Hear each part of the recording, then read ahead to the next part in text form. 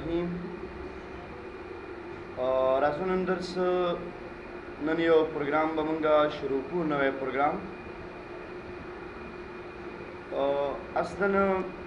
زمونږ د پروګرام نوم دی ماوس یا ماس. تیر کلاس کې ما پوښتنې د ماوس په باره کې کړې وې، نو لږ معلومات درکوم تاسو ته.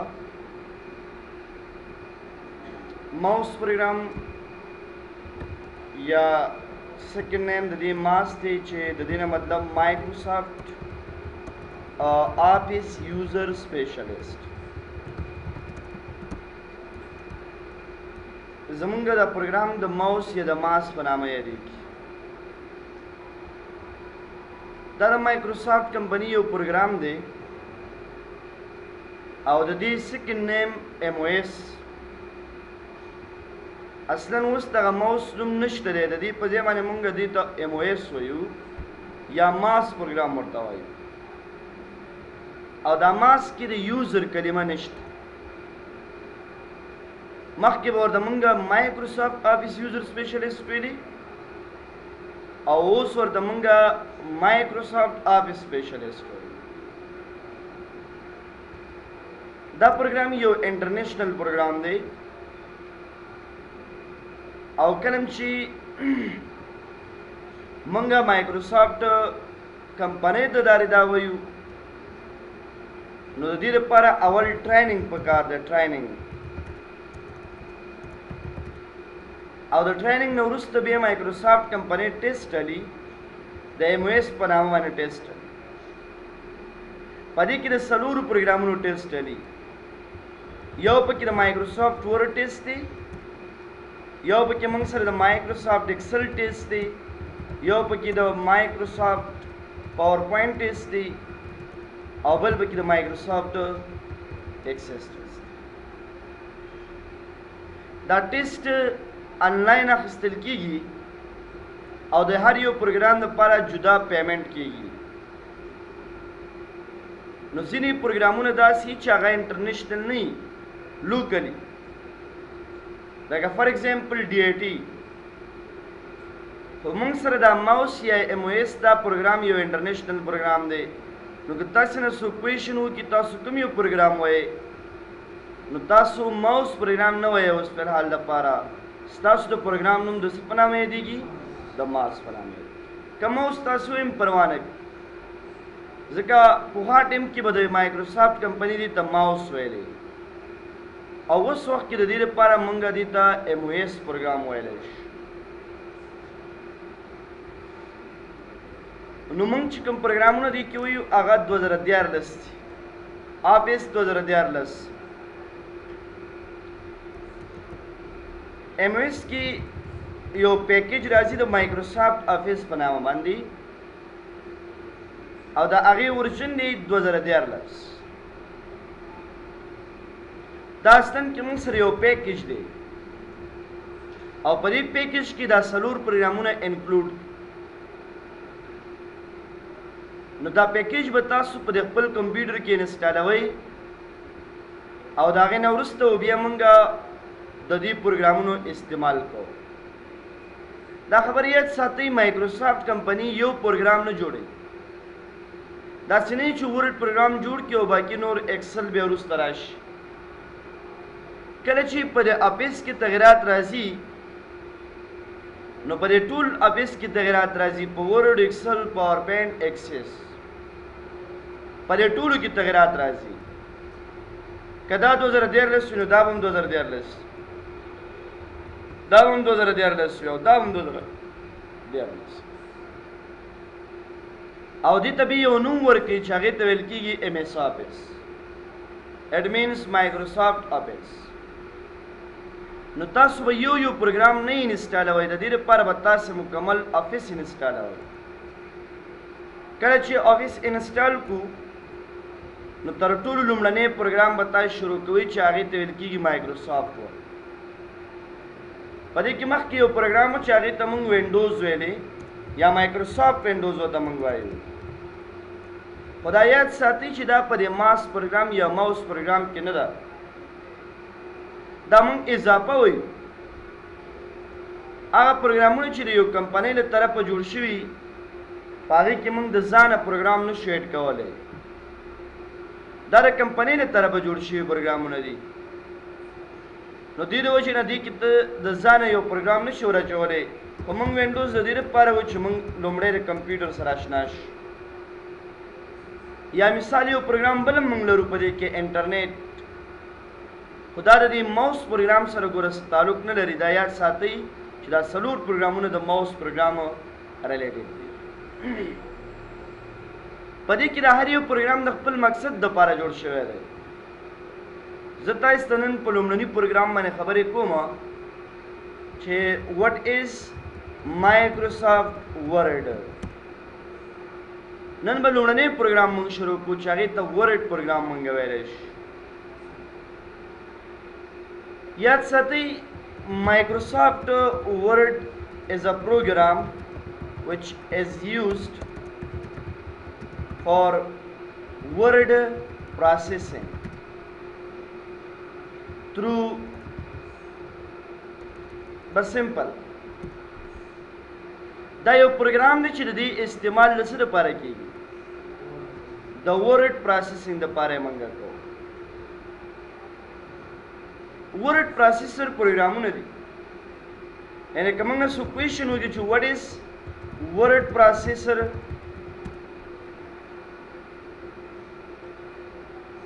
نو موږ به دې ته سمپل جواب داسې وایو چې ورډ پروسیسر as a program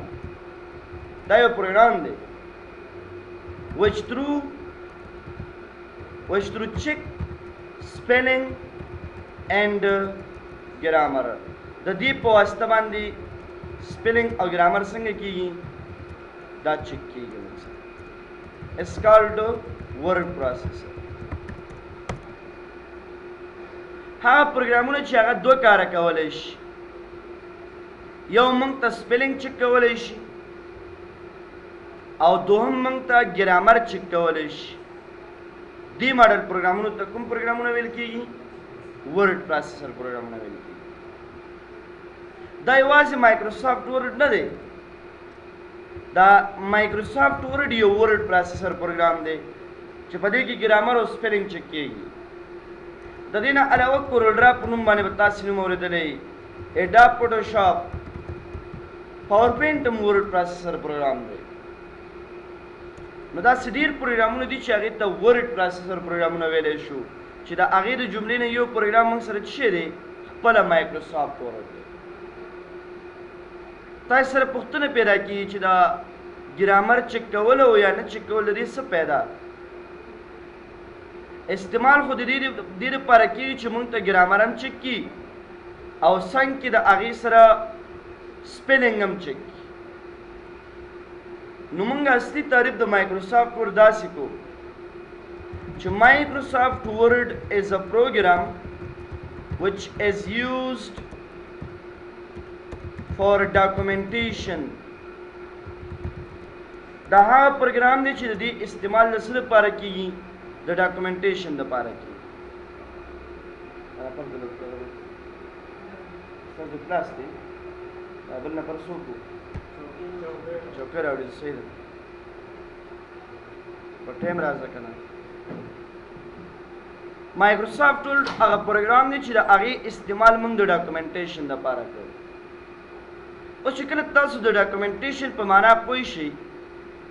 نو بیا دې باندې پوهېږئ چې دا ورډ پروسیسر پروګرام یا دا سپیلنګ او ګرامر ولې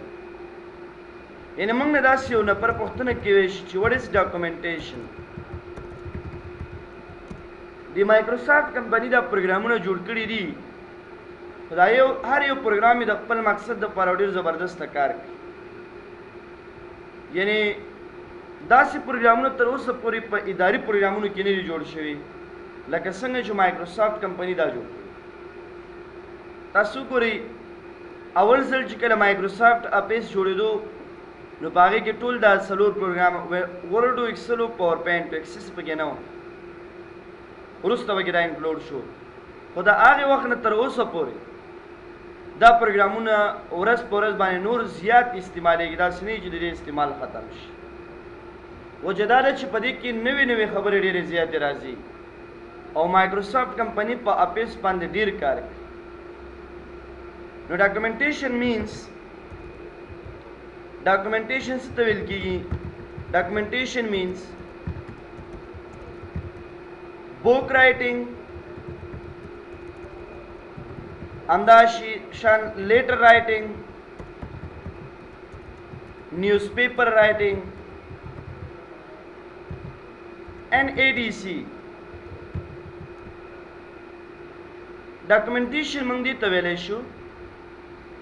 چې یو کتاب ولیکو، یو خط ولیکو، یا اخبار ولیکو، یا مجله ولیکو، یا نو دې ته څه ویل کېږي؟ ډاکومنټیشن. دې کتاب لیکنې ته دا کتاب په خپله یو ډاکومنټ تعریف موږ داسې کوو چې کلیکشن of pages is called document. د پیجونو مجموعې ته ډاکومنټ ویل کېږي او د کتاب لیکنې ته بیا ډاکومنټیشن وایي. ډېر ورکه لیکنې چې وکړو دې ته موږ ډاکومنټیشن وایو. نو کله چې تاسو یو کتاب لیکئ یا یو چاته خط لیکئ نو په هغې کې به حتمي تاسو ام سپیلنګ چک کوئ او ام به پکې څه چک کوئ؟ تاسو یو لیکوال سره دونه ذهن نه وي چې هغه به خامخا 100 په 100 کې لیکنه صحیح کوي. مې بیا هغې صحیح کوي خو یو نیم ځای کې ترې غلطه شي. ورډ پروګرام دا هیلپ موږ سره کوي چې دې موږ ته ام سپیلنګ چک کولی شي او ګرامر چک کولی شي. او دغه سپیلنګ او ګرامر ته ویل کېږي پروفینګ. څه ورته ویل کېږي؟ پروفینګ. پروفینګ څه ته ویلی شو موږ؟ پروفینګ دې ته وایي چې کله ته یو لغت غلط ولیکې دې تا ته وایي چې دا غلط. ځکه دا مایکروسافټ ورډ خپله ډکشنري لري او د دې ډکشنرۍ مطلب دا دی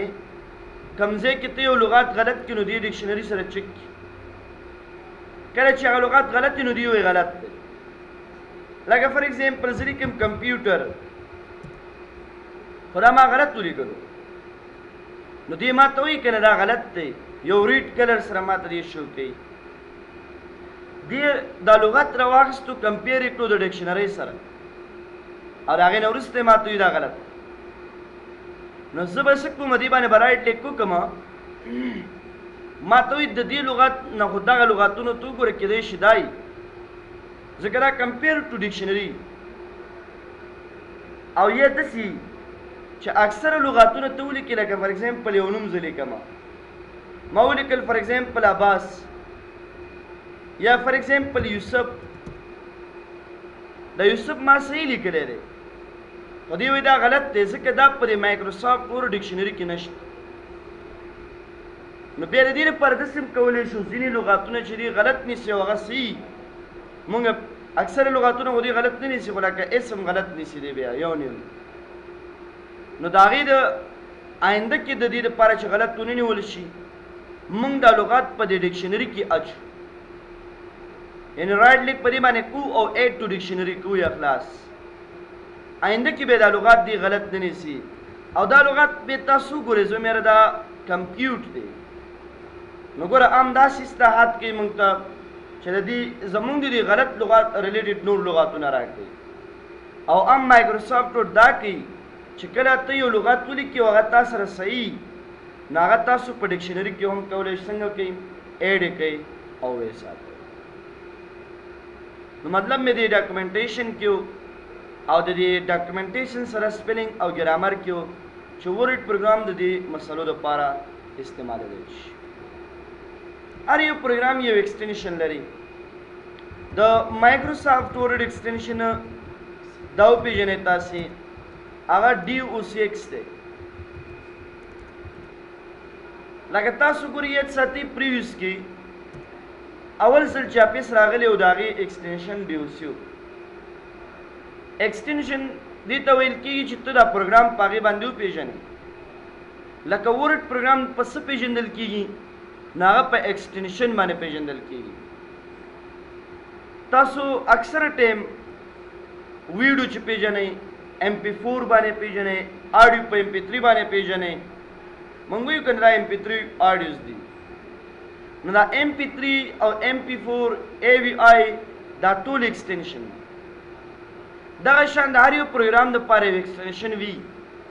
د مایکروسافټ ورډ ایکسټنشن هغه DOC دی اول ځل DOC و په اپس 2003 کې او د DOC نه مطلب څه و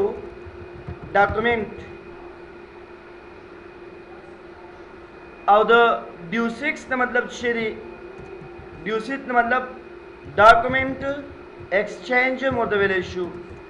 او ډاکومنټ ایکسپیرینس ورته هم ویل کېږي اصلا دا د ایکسپیرینس نه اخیستل شوی ایکسپیرینس مطلب دا دی چې نور تغیرات نور تجربه ایکسچینج هم ورته ویلی شو ځکه چې دا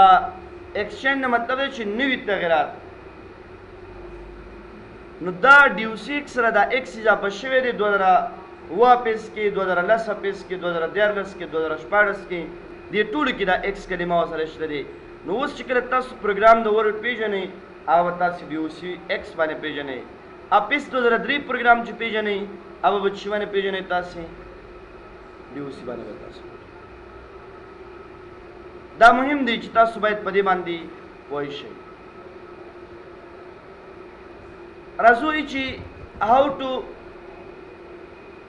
open Microsoft Word program د دې پروګرام اوپن کېده څنګه کېږي اول برن کمانډ ته لاړ شو او په هغې کې به څه ولیکو وین ورډ سمپلی تاسو به ولیکئ وین ورډ دا وین ورډ دا وین چې دی دا د وینډوز معنا دلته ورکوي ځکه دا پروګرام په کوم ډرایو کې پروت دی دا په سی ډرایو کې پروت او دا هغې نه علاوه دا ورډ به تاسو سره ولیکئ نو دې به تاسو ته هغه رانکړي مطلب دا دی چې تاسو یو پروګرام رن کولی شئ د دې د لارې او یا تاسو کولی شئ د دې دپاره یو پراپر شارکټ جوړ کړئ څه جوړ کړئ تاسې شارکټ فرام A to Z نو شارکټ دپاره به زه سرچینګ کوم زه ولیکم ورډ بیا به رایټ لیکو کوم اوپن فایل لوکیشن ته به راشم او د ورډ پروګرام باندې به رایټ لیکو کوم پراپرټیز ته به راشم ما سره به د دې یو شارکټ شته دی آل کنټرول زیډ یا کنټرول آلټ زیډ نو تاسې آلټ بټن ونیسئ چې کوم حروف تاسو دلته ولیکلو او دا کنټینیو کړئ تاسې نو بس د دې آل کنټرول آی د دې شارکټ شو نو تاسو د خپلې خوښې یو شارکټ هم ورکولی شئ دیزی نیم رن کولی شئ دلته سرچ کې دیزی نیم اوپن کولی شئ مهم موږ ته دا پروګرام دی چې کوم دی نه اوپن شي کله چې ورډ پروګرام تاسو اوپن کړئ دا ښکاري موږ ته که نه د ورډ پروګرام دی فایل ته دا چې زه موف کوم دی فایل ته ویل کېږي ډاکومنټ او د ډاکومنټ تعریف مې مخکې وکړلو چې ډاکومنټ څه ته ویل کېږي کلیکشن اف پیجز د ډېرو ورقو مجموعې ته موږ ډاکومنټ ویلی شو نو دلته هم موږ سره د دې ډاکومنټ کې دننه ډېرې ورقې دي دې د وجې نه دې ته ډاکومنټ ویل کېږي او دا ریسنټ هغه فایلونه چې مخکې موږ کتلي دي مخکې موږ لیدلي دي هغې ته ریسنټ پروګرامونه موږ ویلی شو اوپن ادر ډاکومنټس یو نوی ډاکومنټ ته اوپن کې خو چې هغه هم تا مخکې سیف کړي او ډیټا پکې خو زموږ دې خبرو سره کار نشته تاسو به دلته صرف بلینک ډاکومنټ سره کار لرئ بلینک دا نور ټمپلیټ دي ټمپلیټ داسې وي چې دا دې کمپنۍ جوړ کړي او تیارې ډیزاین کړي دي لکه فار ایگزامپل زه به تاسو ته وایم کریټ ریزومي ډیزاین اسی وي مې وي چې تاسو جوړوئ نو په دې به کلیک کوئ او د هغې نه وروسته به تاسو کریټ باندې کلیک کوئ خو اکثره دا ډیزاینونه چې دي دا د انټرنیټ نه دا راخیستل کېږي ډایرکټ کار کوي نه ګوره دې چې دا لوډینګ کوي نو دا به د انټرنیټ نه راخیستل کېږي دې د وجې نه دی کار نه کوي سره نو تاسو دا پرېږدئ دلته راشئ دې سر ته او دې کې د بلینک ډاکومنټ باندې کلیک کړئ دا تش ډاکومنټ زموږ دپاره څنګه دی دا ضروري دی. کله چې ډاکومنټ مونږ ته راشي ناول د دې چاپریال سره لږ ځان اشنا کوي. په ورډ پروګرام کې سم نشته. د دې په چاپریال کې د مایکروسافټ ورډ انوایرمنټ تاسو ته لږ تشریح کوم. د دې په انوایرمنټ کې څو شیان دي. اول دلته یو څو بټنې دي، دې ته ویل کېږي کیپشن. دې ته کیپشن بټنز وایي او کلوز بټنز ورته مونږ وایي. ځکه دې باندې کلوزینګ کېږي که نه، د پروګرام کلوزینګ دې ځنه کېږي مونږ سره. او د مکمل دي دا سره پټه چې ښکاري دي سراسر دې ته ویل کېږي ټایټل بار. دا د ټایټل دی، لکه مونږ ته د هغه نوم د پروګرام ښکاري، د فایل نوم ښکاري چې په کوم نوم فی الحال دا فایل جوړ شوی دی هغه مونږ ته دلته شو کېږي. ضروري ده لکه تاسو اکثر دا فایل کنټرول ایس سره سیو کوئ، براوزر باندې کلیک کوئ، سیو یې کوئ. زه یې سیو کوم فار ایگزامپل انټروډکشن ټو ایم او ایس. نو دلته په دې ټایټل باندې راشي انټروډکشن ټو ایم او ایس. ټایټل بار د دې لپاره استعمالیږي او په دې ټایټل بار کې به اننه موږ سره دا کویک ایکسس بار دی. دا کویک ایکسس بار ډیر کارونه لکه موږ ته، لکه کویک پرنٹ کوي موږ ته، همدغه شان کویک سیوینګ کوي موږ ته، کویک فار ایگزامپل ډیر کارونه موږ سره دی کولی شي، پرنٹ پریویو، ایمیل وغیرہ. یو کار ته د بل ځینه کې سخت دی، دلته ډایرکټ وګوره پرنٹ کې پرې کلیک کې ډایرکټ پرنٹ کېږي. یعنی مطلب دی چې د فایل ته راتګ نه او بیا دلته پرنٹ نه او دې نه خلاص. نو دې د وجې نه دې ته کویک ایکسس بار دې ته موږ ویلی شو. دې مینو ته مایکروسافټ کمپني د فایل دې مینو ته بیک سټیج مینو ویلې ده. بیک سټیج او د مایکروسافټ د ورډ ټول سیټینګ د دې فایل مینو نه کېږي. کله چې دلته راشو د آپشن باندې کلیک کو نو ټول مایکروسافټ ورډ دا سیټینګ د دې ځای نه شوی دی. نو دې د وجې نه دې ته بیک سټیج مینو ویل کېږي. او دا هوم انسر ډیزاین تر ویو پورې دې ته ټیبز وایي، یو ته ټیب وایي. او په داخل کې د دې چې څه دي ان سایډ کې نو دې ته موږ بیا ریبن وایو. ریبن پټي ته وایي که نه. او دلته د پټي معنا دا ځکه ورکوي ګوره چې هر یو باندې کلیک کړو د پټې په شکل دا کمانډونه پراته دي. واپس 2003 کې به ورته موږ مینو ویل او دلته موږ ورته ریبن وایو ځکه چې دا هر یو ټایپ باندې زه کلیک کوم نو نه دا پټه شکل ده موږ سره. آپشنې ماپشنې نه دي چې مینوګانو په شکل باندې کله یو ځای ته ځو کله بل ځای ته، زه بس هر څه مخامخ. دې د وجې نه دې ته ریبن ویل کېږي. دا مخ به اعلان د رازو ګوره دې ته رولر وایي. رولر د دې د وجې نه دا رولر په ورډ پروګرام کې ډېر مهم رول لري. نو دا رولر دی دې ته ورټیکل رولر وایي او دې ته هاریزنټل. یو موږ سره سکرول بار دی، دې ته سکرول بار مونږ ویلی شو. او دا سکرول بار صرف تاسو پیژنئ چې دا د موو اپ موو ډاون دپاره استعمالیږي. دا توره پټه چې مونږ ته ښکاري دې ته اصلا مونږ ویلی شو سټیټس بار. سټیټس بار ورته مونږ ویلی شو. سټیټس بار باندې مونږ ته ډېر معلومات شو کېږي، لکه څو سیکشنه دي. دلته وګوره سیکشن 1 دا به تاسو بیا وروسته وپېژنئ چې سیکشن څه ته وایي. څو ورقې دي ټول لس شل دلته لیکلي دي فار ایگزامپل 1 of 1 مطلب دلته خو لیکلي 3 of 3 اټ مینس 3 ورقې دي او درېیمه ورقې کې درېدلی داسې معنا دی لري. ټوټل څو لغات دي ورډز لغاتونه لیکلي چې څونه لغاتونه دي د هغې مقدار تا ته دې کاونټ کوي شمیر یا لکه یو نفر کتاب ولیکلو نو هغه وایي چې یاره په دې کتاب کې به څو لغات دي نو هغه شمارلی نه شي که نه دلته دې وشمارې که نه 188 لغات دي همدغه شان په دې کې موږ ته نور هم ډېرې معلومات شو کېږي خو دې ته زوم سلایډر وایي په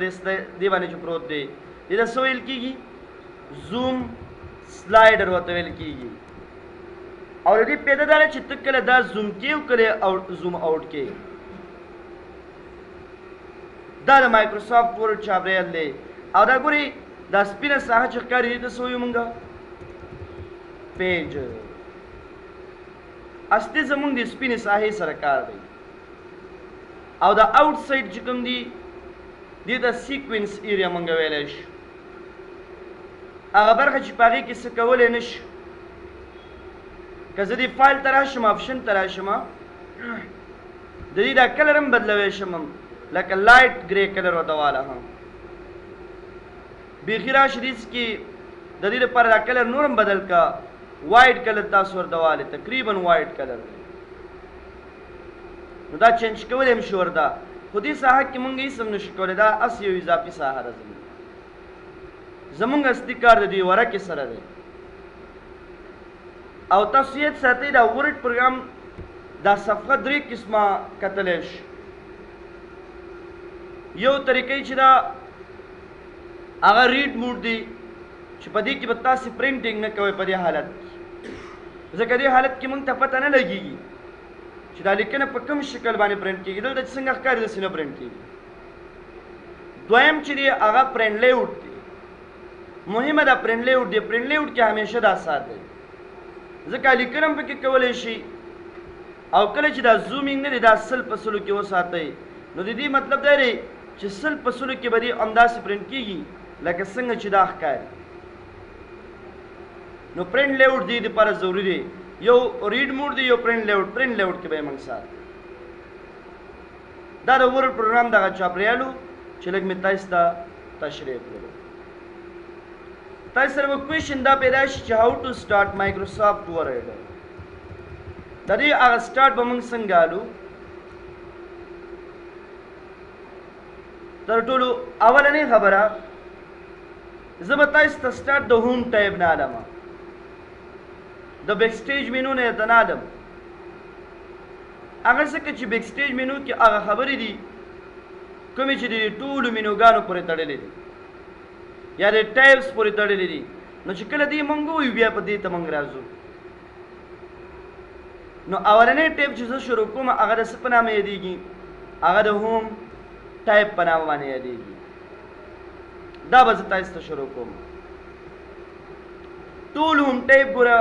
په دریو دا هوم ټایپ یاد کې دا ډېر مهم دی مې دا نور دونه یوز هم نشي هوم ټایپ ډېر استعمالیږي په هوم ټایپ کې اولنۍ برخه چې دا هغه کلیپ بورډ ده دویمه برخه یې موږ سره فنډ ده دریمه برخه یې موږ سره پراګراف ده او د دې نه وروسته بیا پراګراف او سټایلز د لاست ون کې ایډیټینګ ټولې څو برخې لري دي 5 برخې دي که نه 5 برخې دي که نه دا 5 برخې دي د هوم ټایپ دي 5 برخو باندې ویشلی دی نو هوم ټایپ کې اولنۍ 3 آپشنې زه تاسو ته تشریح کوم اول یو څو شرکټ یاد ساتئ کله چې نوي ډاکومنټ ته راشو ډیفالټ په دې کې څو ورقې یوه د نوي ورقې د اخیستلو دپاره کنټرول انټر بټن به تاسو وایئ کنټرول انټر د نوي ورقې دپاره موږ استعمالوو ګوره په ډاکومنټ کې نن ورقې اخیستل کېږي او د نوي ډاکومنټ دپاره بیا کنټرول ان دا بلکې جدا ډاکومنټ دی او بل جدا ډاکومنټ دی نو مطلب مې دا دی چې تاسو دا دوه شرکټه کنټرول ان نوی ډاکومنټ او کنټرول انټر په ډاکومنټ کې نوی ورق په دې کې لومړنی آپشن چې تاسو کوم تاسو ته ښکاري هغې ته ویل کېږي کټ. لکه تاسو څه ولیکئ، ما دلته ولیکل مایکروسافټ ورډ نوټس. زه غواړم دغه لیکنه د دې ځای نه لرې کړم. کنټرول ایکس د دې شارټکټ دی، او یا به داسې کوو موږ به راځو په دې به کلیک کوو نو دې به کټ کېږي. کوم ځای ته یې وړي؟ نوي ډاکومنټ ته یې وړي. دا ګوره نوي ډاکومنټ ته مې راوړو، دلته راوړم. نو تاسو یې په دې پیس باندې کلیک کوئ او یا کنټرول وي بټن ووایئ، ډایرکټ پرې هغې ځای نه دلته راشي. زه به دې لیکنه مختلفه وکړم چې تاسو ته پته ولګېږي. ضیا انسټیټیوټ اف کمپیوټر ساینس. نو ګوره دا زما نوی ډاکومنټ دی، دې ته مې لیکنه را انتقال کړه. هغه ډاکومنټ کې سم نشته. اوس که زه داسې یوه لیکنه کوم لکه مثال دا زما یو پاراګراف لیکنه ده، زه غواړم دا لیکنه دې دلته هم پاتې شي او دا د نوي ډاکومنټ ته هم لاړه شي. نو د دې دپاره به داسې کوم چې زه به دا سلیکټ کوم او بیا به دا کاپي کوم کټ کوم به نه، کنټرول سی سره دا کاپي کېږي او بېرته راوړلو دپاره په دې باندې کلیک کړئ. نو ګوره هماغه لیکنه هم دلته شته هم دې ځای کې شته، ځکه موږ دا کټ نه کړلی، په څه باندې کلیک کړلو؟ کاپي. یا مثال که دې ته زه ټایټل ورکړم مایکروسافټ ورډ نوټس او بیا مې دا انتخاب کړو. بیا د دې دپاره کلر او سایز او وغیره دا ټول شیان دي چې موږ ورکوو. خو زه غواړم دا فارمیټ دې لیکنې ته م ورکړم. اگر که دا هغه لیکنې نه وي، کیدای شي دا بله لیکنې مایکروسافټ ایکسل نوټس وي. دلته لاندې راشئ، دې کې تاسو ولیکئ فار ایگزامپل مایکروسافټ پاور پوینټ، د هغې باره کې یو پاراګراف لیکنه تاسو وکئ. دلته یو خبره ده ایکول RAND قوس شروع کو قوس بند کو بیری مونږ ته یو څو پاراګراف لیکنه راکړي، د پریکټس لپاره راکړي. څه لپاره مونږ ته راکولی شي؟ پریکټس لپاره. نو تاسو هم کولی شي. او چې کله ایکول RAND او قوس کې یو ولیکئ نو مطلب یو پاراګراف. که زه ولیکم دې کې مایکروسافټ ایکسس او د هغې باره کې هم زه یو پاراګراف لیکنه کوم، زه غواړم هغه فارمیټ چې کوم د دې لیکنې دپاره دی دا باید دې نورو ته ورکولی شي. نو دې دپاره فارمیټ پوینټر باندې که یو کلیک په دې چېرته وکړئ، یو کلیک. نو د یو کلیک خو پیدا دا ده چې فقط یو ځل یو لیکنې ته به ورکولی شي، بیا بل دپاره به بېرته په دې کلیک کې، بیا چې کله ته دا ورکړي ته بیا بل دپاره به بیا کلیک کوو. نو دا زموږ دپاره یو پرابلم دی. ښه طریقه دا ده چې ته داسې وکړي چې دا لیکنه سلیکټ کړي او دې باندې ډبل کلیک وکړي. دا ډبل کلیک پیدا دا ده چې یو ځل ته دې ته بیکګراؤنډ ورکړو نو بل ځل دې ته هم ورکړه، بل ځل دې ته ورکړه، بیا کلیک بار بار هلته نشته. دا اصلا دوه طریقو سره کېږي، یو کلیک سره او ډبل کلیک سره. او که شارټکټ استعمالوئ نو کنټرول شفټ سی بټن سره د دې کاپي اخیستل کېږي. کنټرول شفټ سی سره دا فارمیټ را کاپي کېږي او دلته بیا د دې باندې اچولو دپاره کنټرول شفټ وي بټن سره یې موږ اچولی شو. کنټرول شفټ وي درې طریقو سره کولی شو د دې درې آپشنو استعمال موږ کوو. تاسو ورځ دې مقصد باندې که نه دا آپشنې وي تاسو ته مې لږ څنګه کړلې تشریح مې کړلې. انسایډ کې بیا د دې نورې ډېرې آپشنې شته. پر فیس کې اولنۍ آپشنې دي هغې ته ویل کېږي پیج سپیشل. ګورئ کله کله داسې وي چې یو لیکنه او هغه لیکنه موږ کاپي کول غواړو. زه دا لیکنه دې ځای نه کاپي کړه خو راوړه دې ډاکومنټ. دا لیکنه که زه دلته راوړم نو دې کې زه تغیرات راوستی شم، ډیلیشن یا انزرشن هر څه کولی شم. خو زما داسې نه دی پکار. که د دې په ځای باندې تاسو راشئ په دې پیج سپیشل کې اولنۍ آپشن استعمال کړئ مایکروسافټ ورډ ډاکومنټ آبجیکټ او دې ځان سره وکې کوي نو مطلب دا دی چې کله څه په دې باندې درېږم دې کې تغیرات تر هغې پورې نشي راوستی تر څو چې ډبل کلیک تاسو نه یې کړی او د ډبل کلیک سره داسې چې په دې کې تغیرات نه راځي یو نوی ډاکومنټ خلاص شي هلته چې کوم تغیرات ته راوړې که نه کوم تغیرات ته هلته راوړې نو هماغه تغیرات هغه سیو شي کله چې دا ته کلوز کړي دا تغیرات بیا په دې ابجیکټ کې راغلي یعنې ډایرکټ دلته تغیرات نه راځي ډبل کلیک به پې کوو بل ځای کې به تغیرات راولو دلته خپله راځي نو په دې سیم ځای کې که ته نه غواړې چې تغیرات راشي د دې مسلې لپاره به بیا تاسو دا مایکروسافټ ورډ ډاکومنټ ابجیکټ راغلی بل په دې کې موږ سره فارمیټډ ټیکسټ دي او ان فارمیټډ ټیکسټ دي مطلب دا دی که ته دا لیکنه راکاپي کې خو دا ډیزاین نه راکاپي کې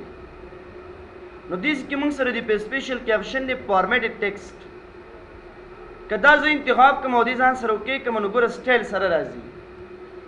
خو که د دې په ځای باندې تاسو ان فارمیټډ ټیکسټ والی نو هماغه لیکنې خو څنګه به یې در سره ساده به یې سمپل به یې در سره دا زمونږ په سپیشل کې دا دوه آپشنه دي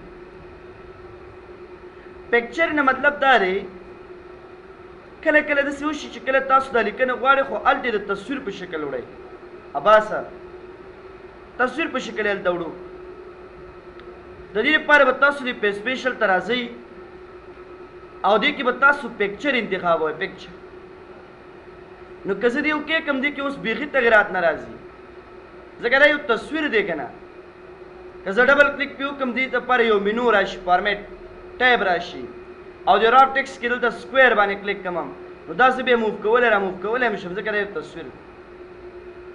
نو یو ټیکسټ که ته غواړې چې هغه د تصویر په شکل راوړي د هغې لپاره دا استعمالولی شي تاسې بل HTML فارمیټ او ان فارمیټ انکوډ ټیکسټ HTML ویل کېږي هایپر ټیکسټ مارک اپ لینګویج اصلي مطلب یې درته وایم کله کله انټرنیټ ته موږ ځو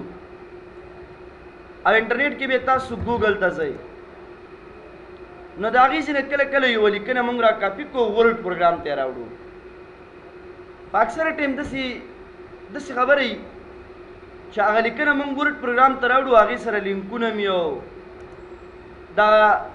ویب سایټ چې کوم ډیزاین دی هغه را کاپي شو دلته راشي لکه زه دلته لیکم وټ از کمپیوټر زه بس ولیکم دا به سرچ کړم زه لږ صبر به ورته وکړم ګورئ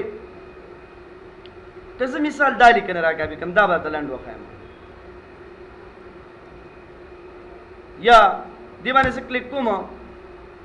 دې داخل کې چې کوم نوټس دي هغه را کاپي کول غواړم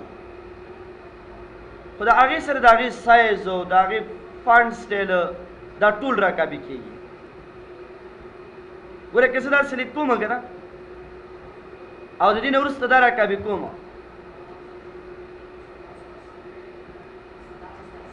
او بیا د هغې نه وروسته په سپیشل ته راځم نو ګورئ که تاسو HTML فارمیټ انتخاب کړی دی وکې لیکنه به داسې راځي لکه څنګه چې